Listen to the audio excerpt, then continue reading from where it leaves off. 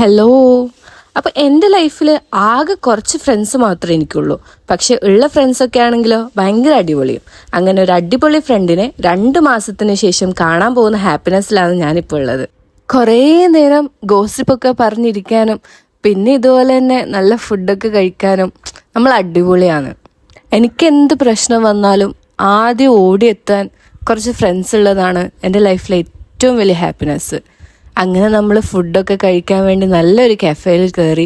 ഒരുപാട് നാളുകൾക്ക് ശേഷം കുറേ കാര്യങ്ങൾ നമുക്ക് പറയാനുണ്ടായിരുന്നു.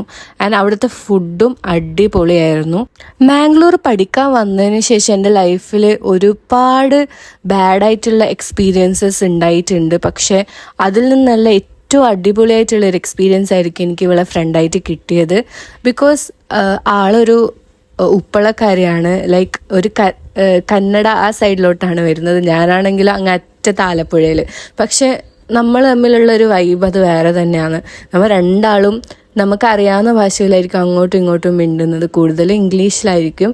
പക്ഷെ എന്നാലും നമ്മളെ ആ ഒരു കണക്ഷൻ അത് വേറെ തന്നെയാണ്. നിങ്ങളുടെയൊക്കെ ലൈഫിൽ ഉണ്ടാവില്ലേ ഇങ്ങനെ അൺഎക്സ്പെക്റ്റഡ് ആയിട്ടുള്ള സമയത്ത് വന്നൊരു ഫ്രണ്ട്? നമ്മുടെ ലൈഫിൽ എന്തെങ്കിലും ഒരു പ്രശ്നം വന്നാൽ എപ്പോഴും കൂടെ ഉണ്ടാവുമെന്ന് നമ്മൾ വിചാരിക്കുന്ന ഫ്രണ്ടിനെക്കാളും ഫസ്റ്റ് ഓടിയെത്തുക ഇങ്ങനെ അൺഎക്സ്പെക്റ്റഡ് ആയിട്ട് കിട്ടിയിട്ടുള്ള ഫ്രണ്ട്ഷിപ്പ് ആയിരിക്കും.